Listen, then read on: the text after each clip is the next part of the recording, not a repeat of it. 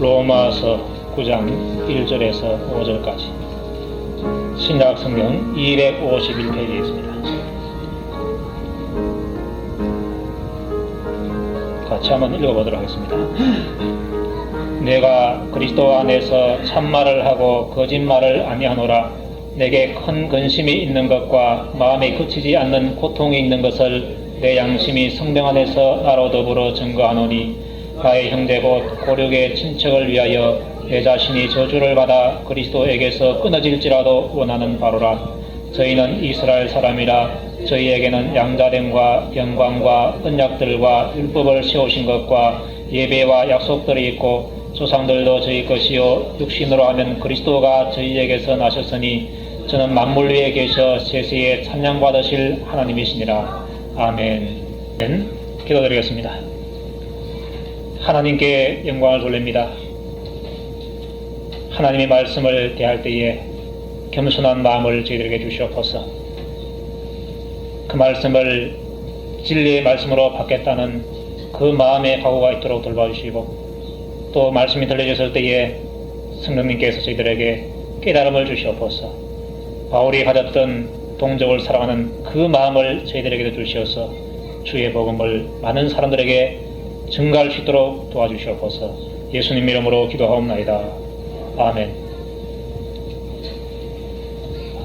지구촌에 여러 가지 사건, 사고가 많이 발생하고 있습니다. 때로는 지진이 나고, 또 때로는 전쟁이 나고, 또 때로는 비행기 사고도 나게 됩니다. 이러한 사고가 날 때마다 우리나라 사람의 관심은 그 사고 난 현장에 피해를 당한 사람이 누군가, 혹시 우리나라 사람이 포함되어 있는가, 바로 여기입니다. 없으면은 다행히 한국 교민은 한 사람도 없는 것으로 알려졌습니다. 이렇게 하면서 다행이라는 말을 씁니다. 그러나 만약에 한 사람이라도 있으면은 안타깝게도 누구누구가 죽었습니다. 이런 식으로 표현을 하게 됩니다. 여기에서 우리가 느낄 수 있는 것이, 피는 물보다 진하다, 또 팔은 안으로 굽는다, 이러한 말을 느낄 수가 있습니다. 우리 민족의 정서는 이웃 사람보다는 우리 가족, 또 다른 나라 사람보다는 우리나라 사람, 여기에 애착이 있는 것을 보게 됩니다.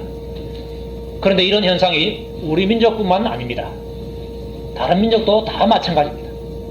그게 나쁜 것이 결코 아니라는 것을 우리가 인정을 해야 됩니다.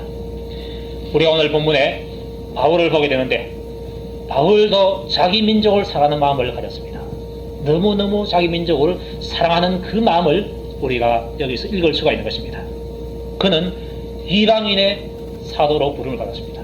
이방인들에게 나가서 너가 전도하라, 이 말씀을 부여받았습니다. 그래서 바울은 내가 전도할 대상자가 바로 이방인들이구나, 이것을 알았습니다. 그러나 낯선 도시에 갔을 때에 바울이 가장 먼저 찾았던 사람들은 바로 유대인들이었습니다. 유대인들의 그 회당이 어디 있는가 물어서 거기에 가서 안식일날 같이 예배를 드리고 말씀을 증거하게 되었습니다. 그래서 유대인들을 먼저 전도했던 것입니다. 왜? 자기 민족을 그만큼 사랑했기 때문에 그런 것입니다. 그런데 안타까고선 바울은 하나님께서 보내주시려고 했던 그 메시아라는 분이 예수라는 사실을 알고 믿고 있습니다. 그것을 믿을 때에 또한 구원을 받는 줄로 알고 있습니다. 그런데 그것을 증거했을 때에 유대인들은 그것을 받아들이지 않았습니다. 이단자가 왔구나, 이런 식으로 생각하고 바울을 쫓아내었습니다. 때로는 바울을 때렸고 바울을 핍박을 했습니다. 이렇게 되었을 때에 사도 바울의 마음속에 어떤 마음이 들겠습니까? 저들이 메시아가 바로 예수인데 예수를 믿어야 되는데 예수를 믿지 않는구나. 그들의 결과가 어떻게 될 것인가. 그것을 생각할 때에 바울은 안타까움이 자기 마음속에 자리 잡고 있었습니다. 그 안타까움이 쌓이고 쌓여서 나중에는 자기 마음속에 큰 고통이 되었다고 증거하고 있습니다. 9장 1절 한번 보십시오. 내가 그리스도 안에서 참말을 하고 거짓말을 아니하노라 그랬습니다. 내가 하는 말 참말이라는 것입니다. 뭐냐? 내게 큰 근심이 있는 것과 마음에 그치지 않는 고통이 있는 것을 내 양심이 성령 안에서 나로 더불어 증거한다, 이렇게 했습니다. 그는 큰 근심이 있었고 마음에 그치지 않는 고통이 있었다고 말을 하고 있습니다. 여기서 우리는 바울의 이 말에서 바울에게 근심거리, 그것도 큰 근심거리, 그것도 그치지 않는 근심거리가 있다는 것을 우리가 알 수가 있습니다. 우리가 생각할 때에 바울이 예수 잘 믿는 사람으로 알고 있는데 그 예수 잘 믿는 사람이 어떻게 해서 그 마음에 근심이 있고 그걸 해결하지 못해가지고 또 고통스럽게 비었는가, 이러한 의문을 품을 수가 있습니다. 그 참 어찌 된 일인가 궁금하지 않을 수 없습니다. 그런데 고린도후서 7장에 보면은 근심에는 두 가지 종류가 있다고 말합니다. 하나님의 뜻대로 하는 근심이 있고 그 다음에는 세상 근심이 있다고 말하고 있습니다. 바울이 하는 근심은 세상 근심이 아니었습니다. 하나님의 뜻대로 하는 근심이었습니다. 이 근심이 우리 예수 믿는 사람들 속에 있어야 그게 정상인 것입니다. 자, 그러면은 이 세상 근심은 어떤 것인가? 예수님께서 제자들에게 이렇게 말했습니다. 너희는 마음에 근심하지 말라 그랬습니다. 그때 말하는 근심 바로 세상 근심을 가리키고 있습니다. 또 너희 중에 누가 염려함으로 그 키를 한 자나 더 할 수 있느냐, 예수님께서 이렇게 말씀하셨는데 키 작다고 염려하는 것, 그런 것이 바로 세상 근심이라는 것입니다. 또 아무것도 염려하지 말고 오직 모든 일에 기도와 간구로 너희 구할 것을 감사함으로 하는 게 아니라, 이 말씀 속에서 아무것도 염려하지 말라 그랬습니다. 여기서 말하는 염려나 근심이 바로 세상적인 근심이라는 것입니다. 이런 것은 안 해야 좋을 근심입니다. 이런 것은 여러분들이 하지 마시기를 바랍니다. 그런데도 불구하고 사람들은 대부분 이 세상 근심을 많이 하고 있습니다. 그 세상 근심을 쭉 나눠보면 크게 두 가지가 있습니다. 하나는 혹시나 하는 근심입니다. 혹시나 미래에 일어날 수 있는 일을 미리 앞당겨서 걱정하는 것입니다. 혹시나 내가 죽으면 내 아이들은 어떻게 되겠는가, 내가 땅을 가지고 있는데 이 땅값이 형편없이 떨어지면 어떻게 되겠는가, 이런 근심을 하고 있습니다. 그런 근심은 안 해야 좋을 것입니다. 또 껄껄하는 근심이 있습니다. 과거에 지나간 일을 근심하는 것입니다. 내가 괜히 그랬다, 안 그럴 걸, 내가 괜히 그 말 했네, 그 말 안 할 걸, 하는 그 근심을 하고 있습니다. 혹시나 하는 근심, 껄껄하는 근심, 이런 것은 할 필요가 없는 근심이라는 겁니다. 이런 근심은 세상 근심이기 때문에 하면은 안 좋습니다. 세상 근심은 이렇게 말합니다. 사망을 이루는 근심이라, 그런 말을 하고 있습니다. 그러니 그 해봤자 손해 되는 근심을 왜 합니까? 그럼에도 불구하고 우리는 근심 보따리를 내버릴 수가 없습니다. 하나님 앞에서 풀어놨다가 또 갈 때는 싸가지고 돌군 그 손으로 들고 그렇게 갑니다. 누가 그것을 떼앗아갖고 놓치라 해도 안 놓치고 그냥 가고 있습니다. 그러다가 살다가 죽습니다. 어리석은 사람입니다. 안 해야 좋을 근심을 하지 말고 해도 좋을 근심을 여러분들이 하십시오. 하나님의 뜻대로 하는 근심입니다. 하나님의 뜻대로 하는 근심은 후회할 것이 없는 구원에 이르게 하는 회개를 이루는 것이다, 이렇게 증거를 하고 있습니다. 하나님의 뜻대로 하는 것이 무엇입니까? 내 죄 때문에 근심하게 될 때에 그게 바로 하나님의 뜻대로 하는 것이라는 겁니다. 회개를 이루는 것이라는 겁니다. 베드로가 오순절날 성령을 받아서 많은 사람들에게 설교를 했습니다. 그 설교 중에서 메시아가 예수 그리스도인데 너희가 바로 메시아를 죽였다, 그렇게 설교를 했습니다. 그때에 그 설교를 들었던 사람들이 그것을 깨닫고서 이렇게 말합니다. 형제들아, 우리가 어찌할꼬 그랬습니다. 그 마음에 근심이 생겼습니다. 우리가 메시아를 죽였구나, 하나님의 아들 예수 그리스도를 우리가 죽였구나, 그렇다면 우리가 그 큰 죄를 가지고 있는데 우리가 어찌할꼬, 그렇게 물었습니다. 죄를 깨닫고 보니까 마음에 찔리고 마음에 근심이 되었습니다. 그래서 우리가 어찌할꼬 그랬습니다. 그때 베드로가 예수 믿고 회개하라 그랬습니다. 그랬을 때 그들은 구원을 받게 된 것입니다. 또 빌립보 감옥의 간수가 바울과 실라를 보고서 이렇게 말합니다. 선생들아, 내가 어떻게 하여야 구원을 얻으리까 그랬습니다. 감옥 갇혀있는 그 죄수들이 도망갈 줄 알고 자기는 자살하려 했습니다. 그 위급한 순간에 자기는 그런 근심을 갖게 된 것입니다. 내가 어떻게 하여야 구원을 얻으리까? 그 질문 속에서 해답을 듣게 되었습니다. 주 예수를 믿어라. 그리하면 너와 내 집이 구원을 얻으리라. 그 말씀을 받게 된 것입니다. 이런 것이 바로 하나님의 뜻대로 하는 근심이 되는 것입니다. 그런데 바울의 근심거리가 무엇입니까? 그는 고린도후서에서 이렇게 말했습니다. 나는 교회를 위해서 염려한다고 말했습니다. 날마다 내 속에 눌리는 것이 있으니 곧 모든 교회를 위하여 염려하는 것이라. 누가 약하면 내가 약하지 아니하며 누가 실족하면 내가 애타하지 않더냐. 이렇게 말했습니다. 모든 교회를 위해서 염려한다는 것입니다. 바울이 여기저기서 복음을 전도해서 거기에 교회를 세워놨습니다. 그 교회를 위해서 염려하고 있는 것입니다. 그 교회, 그 모든 성도들이 하나님 앞에서 바로 살아갈 것인가, 이거 염려했습니다. 그 가운데 누가 약하면은 자기 마음이 또한 흔들렸습니다. 어떤 사람이 예수 믿다가 죄를 졌다, 예수 믿다가 그만뒀다 이렇게 했을 때에 바울의 마음에 애가 탔습니다. 그런 근심이 바울에게 있었는데 그것이 날마다 자기의 마음을 눌렀습니다. 이게 어떻게 해서 나온 것입니까? 성도를 사랑하는 마음, 형제를 사랑하는 그 마음에서 나온 근심이 되는 것입니다. 이런 근심은 해도 좋을 근심이라는 것입니다. 또 한 가지, 여기에서 자기 민족이 예수 안 믿는 것에 대해서 바울은 늘 걱정했습니다. 바울은 예수 안 믿는 사람의 최후가 어떠하다는 사실을 잘 알았습니다. 그 최후가 어디입니까? 지옥입니다. 어느 종교를 믿으나 뭐 상관이 있느냐, 이런 생각을 가지고 있다면 근심할 필요가 없습니다. 또 죽으면 그만이다, 무슨 천국과 지옥이 있느냐, 이런 생각을 가지고 있다면 염려할 필요가 없습니다. 예수 안 믿고 죽었을 때에 지옥이다, 이 사실을 바울이 깨달았기 때문에 자기 동족이 예수 안 믿는 것에 대해서 근심 걱정을 하지 않을 수가 없는 것입니다. 자기 민족이 지옥 가게 되었으니까 안타깝고, 그 안타까움이 쌓여서 그에게 큰 고통이 되었습니다. 이런 근심, 이런 고통이 예수 믿는 우리들에게 있어야 하는 것입니다. 내 가족이 예수 믿지 않을 때에 그 고통이 있어야 됩니다. 내 친척이 예수 믿지 않을 때에 그 고통이 있어야 됩니다. 내 친구가, 내 이웃이 예수 믿지 않을 때에 우리는 그 고통을 가지고 있어야 됩니다. 내 민족이 예수 믿지 않을 때에 그 고통을 우리가 가지고 있어야 된다는 것입니다. 그 안타까움, 그 바울이 가졌던 그 고통이 내게 있어야지 거기에서, 그 마음에서 기도가 나오고, 그 마음에서 간절함이 나오고, 그 마음에서 눈물이 나오게 되는 것입니다. 이런 마음이 우리에게 있을 때에 주의 복음을 증가할 수 있습니다.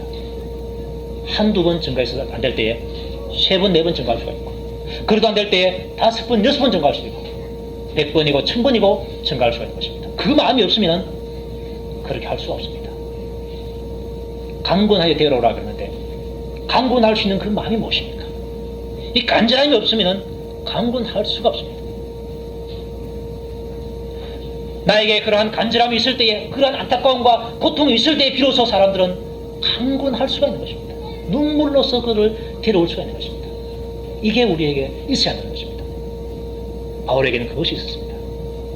그것이 있었기 때문에 내 민족이 예수 안 믿는 것에 대해서 안타까워했고 끊임없는 고통을 그 마음속에 가지게 된 것입니다. 가족 전도라는 책이 있는데 거기에 전도한 경험을 간증으로 한 사람 이야기를 제가 읽어봤습니다. 그 주인공이 김왕택입니다. 왕택. 이름 좀 이상하죠?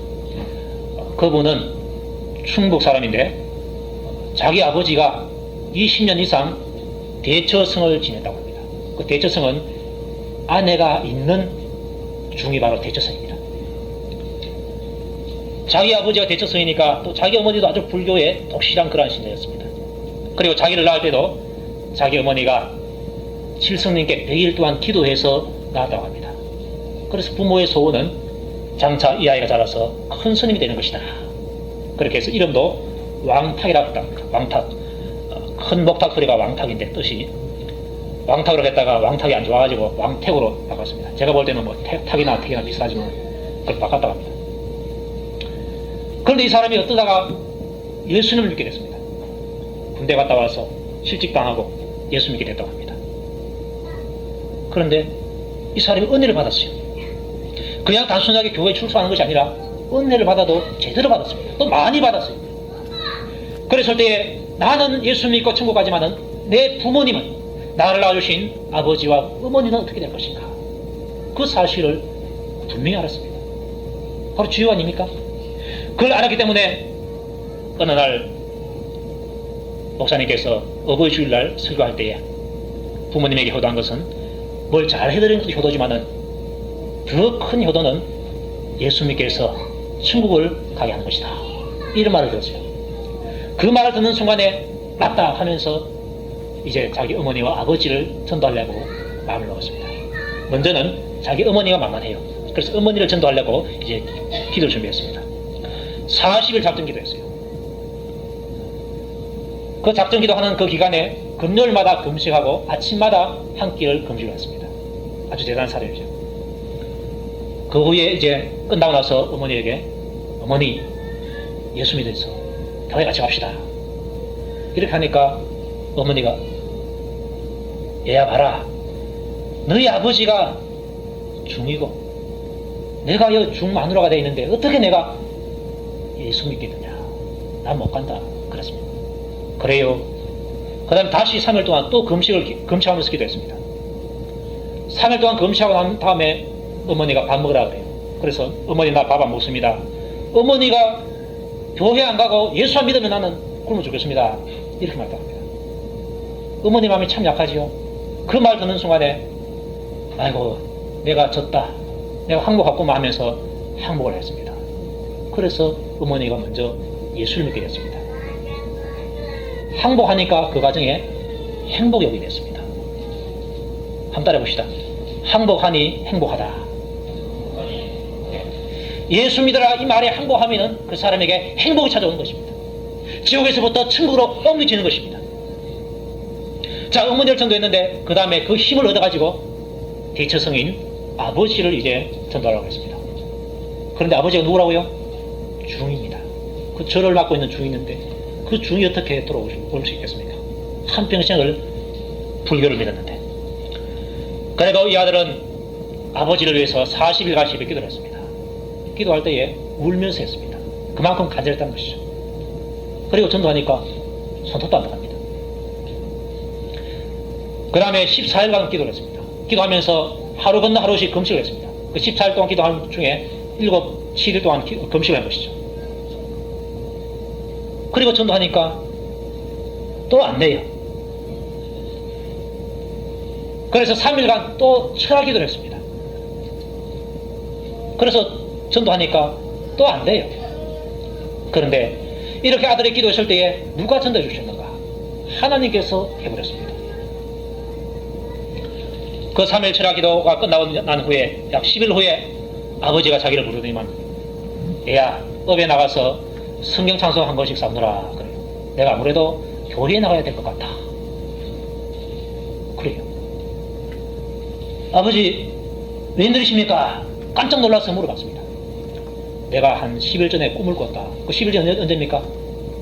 철학 기도를 마치는 그날이 바로 10일 전입니다. 꿈을 꿨는데 자기 집 마당에 잠자리 비행기 한 대가 내려오더랍니다. 헬리콥터. 그래서 이상해서 문을 열고 나와보니까 잠자리 비행기가 자기 마당에 왔는데 조종사가 자기 보고 타라 그래요. 그래서 탔답니다. 타고 쭉 날아가는데 생전 처음 꿈에 생전 처음 헬리콥터 탄 것이죠. 아주 좋더랍니다, 기분이. 그런데 어느 교회당으로 보이는 그 마당에 내렸다고 하는데 거기에 잔치가 벌어지고 있습니다. 그 잔치를 벌이고 있는 그걸 보고서 자기가 깼는데 그 깨고 난 다음부터 자기가 날마다 그 마음의 기쁨이 있더래요. 그전에 느낄 수 없는 그런 기쁨이 날마다 이렇게 넘치더랍니다. 그런데 10일 지난 이후에 그 자기 아들이 나가는 교회 목사님의 회갑잔치에 초대받아서 갔습니다.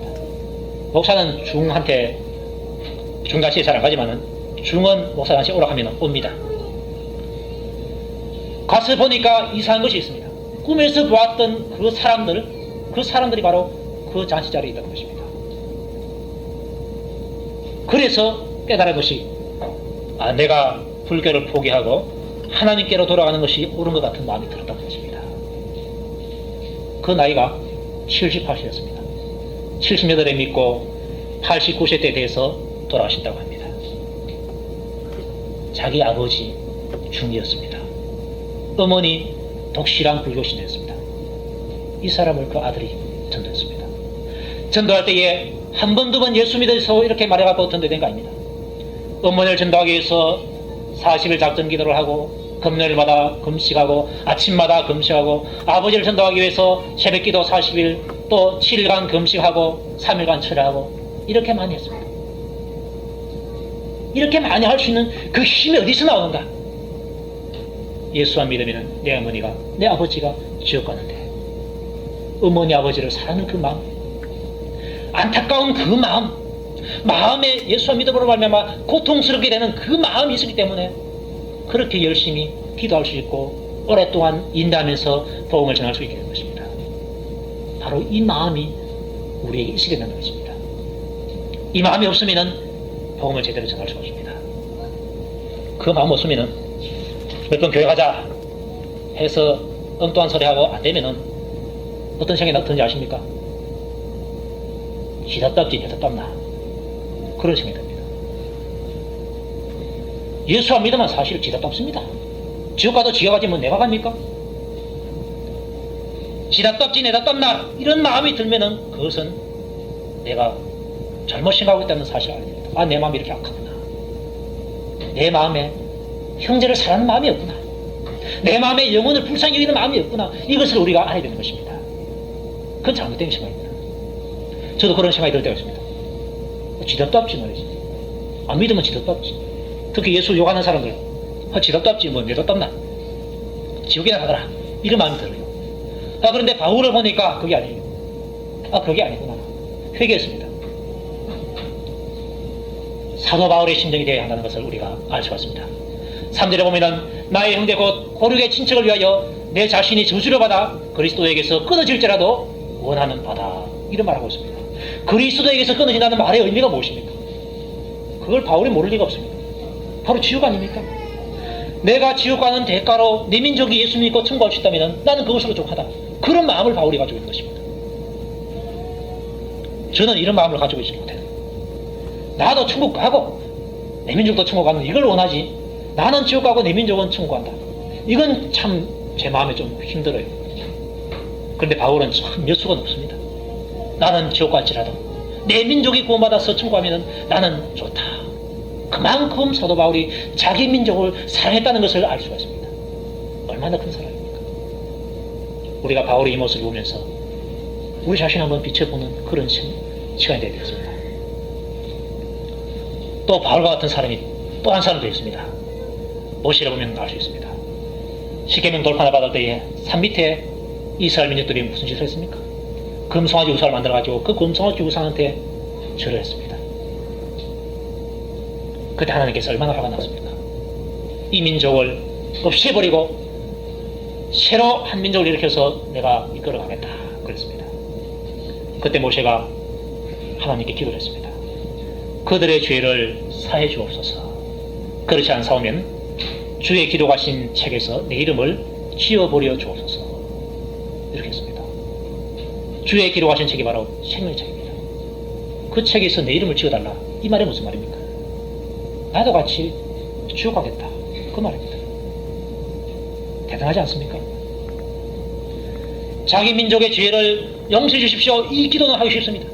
그러나 그렇지 않사오면 주의 기록하신 책에서 내 이름을 제해달라는 이 기도하기가 얼마나 힘들겠습니까? 자기 민족을 사랑하지 않고서는 그 기도가 나올 수 없는 것입니다. 이런 기도할 수 있다는 그 모세, 이런 말을 할 수 있다는 이 바울의 그 마음, 참으로 부를 게 그지 없습니다. 민족을 사랑하는 그 마음, 형제를 사랑하는 그 마음의 자세, 그 마음의 자세를 우리에게도 주시옵소서. 이런 기도를 우리는 해야 될 줄 압니다. 참 놀랍습니다. 전도해서 잘 안 될 때에 포기하는 것이 아니라 내가 이 사람을 위해서 더 많은 기도를 해야 되겠구나, 내가 이 사람을 위해서 더 간절하게 기도해야 되겠구나, 더 열심히 기도해야 되겠구나, 이런 마음을 우리가 가져야 되는 것입니다. 그런데 이 유대인들은 잘 믿을 수 있는 환경인데도 불구하고 하나님을 잘 믿지 않았습니다. 그들 어떤 사람입니까? 저희는 이스라엘 사람이라 저희에게는 양자됨과 영광과 언약과 율법을 세우신 것과 예배와 약속들이 있고 조상들도 저희 것이요 육신으로 하면은 그리스도가 저희에게서 나셨다라고 말하고 있습니다. 좋은 것 다 받았습니다. 우리가 보기에 이거 무슨 좋은 것이냐 별거 아니라고 생각하는데 실제로는 너무너무 값진 것들입니다. 이스라엘 땅에는 그 원유가 안 납니다. 석유가 안 납니다. 아랍 땅에는 석유가 많이 납니다. 그 석유보다도 이 약속들이 더 귀한 것입니다. 그들은 이스라엘 사람이다. 야곱이 이스라엘의 이름을 얻지 않습니까? 하나님과 기르어서 이겼다. 택함 받았다는 것입니다. 은혜를 입은 사람이라는 것입니다. 이 민족, 유대 민족이 바로 하나님의 은혜를 입은 사람이다. 그 은혜를 입은 사람이 예수를 믿어야 되는데 예수 안 믿고 있다는 겁니다. 또 그들은 양자 되었다고 말하고 있습니다. 하나님의 아들로 양자 삼아줬다는 것입니다. 이 약속을 받았는데 양자 되기를 포기하고 있는 것입니다. 그 아버지가 하나님인데 그 하나님 좋은 아버지를 두고 엉뚱한 길로 가고 있는 것입니다. 좋은 길이 있는데도 불구하고 나쁜 길로 가고 있는 것입니다. 얼마나 어리석습니까? 또 영광이 있다고 그랬습니다. 하나님께서 그 이스라엘 민족에게 영광을 줬습니다. 내가 너희를 불러내었다 그랬습니다. 우리나라 사람 대통령과 독대했다 그러면 영광을 합니다. 여러 사람이 있는데 만나면 그것은 뭐 별거 아니지만 단 둘이서 만났다. 그 참 영광스러운 것입니다. 하나님께서 세계 많은 민족 가운데서 이스라엘 백성들을 불러서 만났습니다. 그 영광을 그들에게 주었습니다. 그들이 그 역사 속에서 보았지 않습니까? 우리가 지금 민수기를 하고 있지만은 출애굽기 민수기를 통해서 하나님께서 이스라엘 백성들을 너무너무 사랑하십니다. 다른 민족은 다 지하시고 이스라엘 민족을 위해서 길을 내시고 이스라엘 민족을 위해서 가나안 땅을 예비하시고 이 모든 것을 알 수 있지 않습니까? 그런 영광이 이스라엘 백성들에게 있었습니다. 그 영광스러운 그 영광을 이들이 받고 있는 것입니다. 또 그들은 언약을 가지고 있었습니다. 아브라함에게 언약을 했고 이삭에게 언약을 했고 야곱에게 언약을 주었습니다. 내가 너희들에게 복을 주겠다. 너 후손들에게 내가 복을 주겠다. 나라에서 뛰어난 나라가 일어나게 해주겠다. 다른 나라에 머리가 되고 꼬리가 되지 않게 해주겠다. 얼마나 좋은 복입니까? 이런 언약을 받았습니다. 또 율법, 그 율법을 순종했을 때 너희들에게 내가 복을 주겠다. 어디로 가든지 내가 복을 주겠다. 그 약속을 했습니다. 또 예배, 하나님을 경배할 수 있는 특권을 이들이 받았습니다. 아무나 하나님을 경배할 수가 없습니다. 하나님은 자기 백성에게 경배받으시기를 원하고 그들에게 경배하기로 허락했습니다. 그 약속을 줬던 것입니다. 또 약속들을 해줬는데 복을 주겠다. 내가 어디로 가든지 함께 주겠다. 그들에게 복된 약속을 해줬습니다. 그리고 그 조상들을 보니까 그 조상들 가운데 아브라함이 있고 이삭이 있고 야곱이 있고 요셉도 있고 여러 유명한 족장들이 많이 있습니다. 그들이 누굽니까? 이스라엘 백성들의 조상들입니다. 자랑스러운 조상들입니다.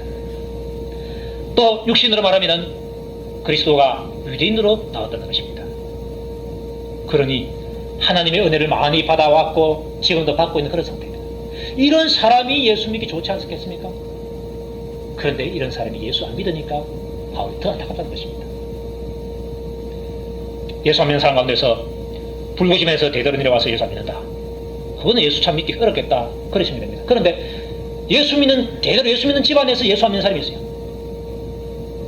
그런 사람이 예수 안 믿기가 더 힘들 텐데 예수 안 믿는 사람이 있습니다. 그런 사람이 예수 안 믿었을 때 안타깝다는 것입니다. 예수 믿을 수 있는 환경이 어느 누구보다도 다 잘 갖춰져 있는데도 불구하고 안 믿으니까 안타깝지 않을 수가 없는 것입니다. 유대인들은 성경도 자기 나라 말로 기록되어 있습니다.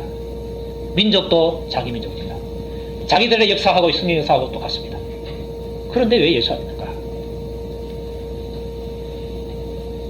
바울의 마음속에 그것이 늘 마음에 자라고 있었습니다. 저들이 예수 믿어야 하는데 왜 예수 안 믿는가? 예수 믿기 좋은 위치에 있는데 왜 예수를 믿지 않는가? 바울의 마음속에 늘 그것이 고통이 되었던 것입니다. 어떤 학생은 공부하기 좋은 여건을 갖추고 있는 학생이 있습니다. 아버지가 좀 잘 살아서 공부방도 마련해주고 컴퓨터, 녹음기, 라디오, 텔레비전, 교과서라는 교과서 거기다가 가정교사까지 붙여줍니다. 그래도 공부 못하는 사람이 있어요. 그런데 또 어떤 학생은 가난한 집안에서 자라나서 좋지 못한 여건에서도 열심히 공부해가지고 오히려 더 좋은 학교에 간 사람도 있습니다. 바로 이런 현상이 믿는 현상에서도 나타났습니다. 유대인보다도 오히려 이방인들의 예수를 더 잘 받아들였습니다. 여건이 좋았던 유대인들은 예수를 배척했는데 여건이 힘들었던 이방인들은 오히려 복음을 받아들였습니다. 그들은 우상을 많이 숨겨봤습니다. 우상을 숨겨봐도 그 마음의 기쁨이 없었습니다. 그런 차에 바울이 예수를 전했을 때 한번 믿어보자. 믿고 나니까 그 마음에 기쁨이 넘쳤습니다. 진리를 깨닫게 되었습니다. 자기들의 인생의 목표가 무엇인지를 다시금 깨달았을 때에 그들은 방향을 바꾸어서 하나님께로 나아갈 수 있게 되었습니다. 이 사실을 바울이 목격했습니다. 자기 민족은 예수 안 믿는데 이방인들은 복음을 잘 받아들여서 예수를 먼저 믿는구나. 그래서 바울은 복음을 그렇게 해서 전개했습니다. 그리고 여기 마지막에 그리스도를 소개할 때 이렇게 말하고 있습니다. 그리스도는 만물 위에 계셔 세세에 찬양받으실 하나님이시니라. 이 말씀을 던져주고 있습니다. 우리가 전하는 그리스도가 누군가? 그분은 만물 위에 계시는 분이다. 세세에 찬양받으실 하나님이시다. 이것을 말씀하고 있습니다. 예수를 가리켜서 하나님이시라고 말하고 있습니다. 성부도 하나님이십니다. 성자 예수님도 하나님이십니다. 성령도 하나님이십니다. 그래서 우리 장로교에서는 이것을 가리켜서 삼위일체 하나님이다. 이렇게 말합니다. 우리는 그것을 믿고 있습니다.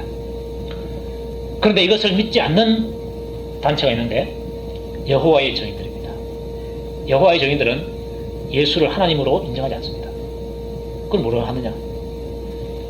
모세처럼 사도 바울처럼 뛰어난 신앙인이라 이렇게 말하고 있습니다. 그러니 그들은 예수의 증인이 아니고 우리는 여호와의 증인이다. 그렇게 말하고 있습니다. 그러나 정작 하나님께서는 너희들은 내 증인이 아니다. 그렇게 말합니다. 하나님께서는 예수를 보내시고 아들을 통해서 내가 너희를 구원하겠다. 그랬습니다. 누구든지 예수 믿을 때에 내가 너희를 구원하겠다. 이렇게 말씀했습니다. 그래서 우리는 예수님이 세계 3대 성인 석가, 공자, 예수 여기에 이 부류에 속하는 사람이 아니라는 것을 우리 알아야 됩니다. 예수를 그렇게 알고 있는 사람 잘못 알고 있는 사람입니다. 예수님은 하나님이십니다. 하나님이신데 그분께서 우리 인간을 구원하시기 위해서 마리아의 몸을 빌어서 이 땅에 오신 것입니다. 이 사실을 여러분들이 믿어야 됩니다. 이거 믿는 거 예수 믿는 겁니다.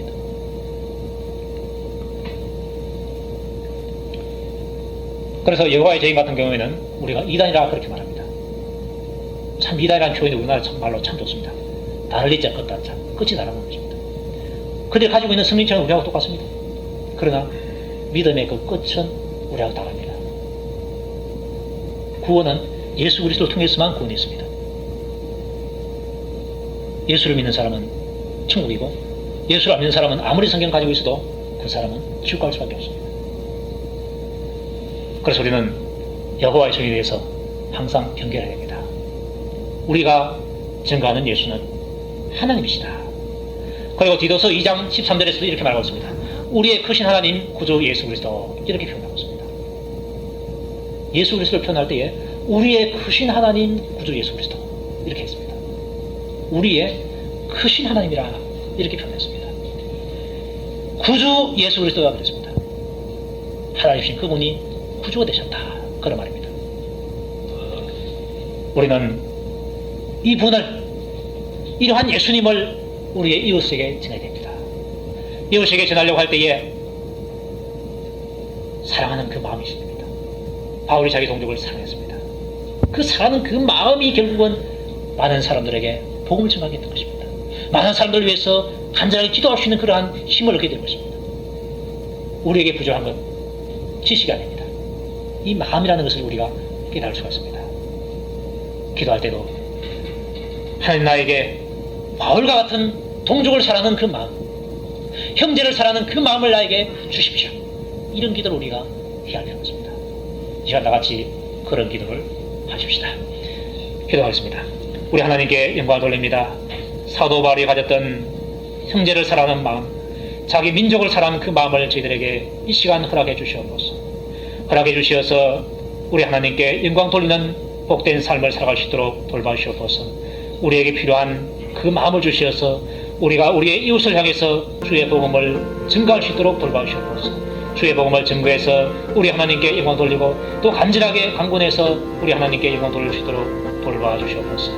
은혜를 저희들에게 부어주시옵소서. 예수 그리스도 이름으로 기도합니다. 아멘.